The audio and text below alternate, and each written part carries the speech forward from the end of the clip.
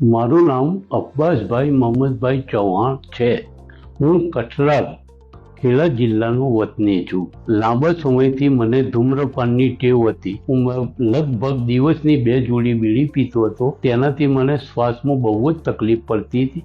મારાથી ઉઠવા બેસવામાં અથવા ચાલવામાં પણ તકલીફ હતી. મેં બહુ દવાઓ કરી, ખાનગી, આયુર્વેદિક. હું મારી દરેક જગ્યાએથી નાસીપાસ થયો.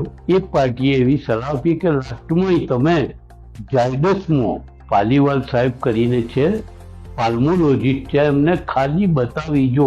હું લગભગ 6 મહિના પહેલો આવ્યો ઝાયડસમાં. અહીંયા મને દાખલ કરવાનું કહ્યું.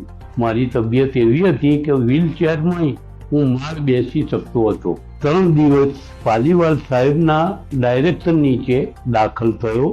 અત્યારે લગભગ મને એટલું સારું છે, હું આખા દિવસમાં એક જ ગોળી લઉં છું.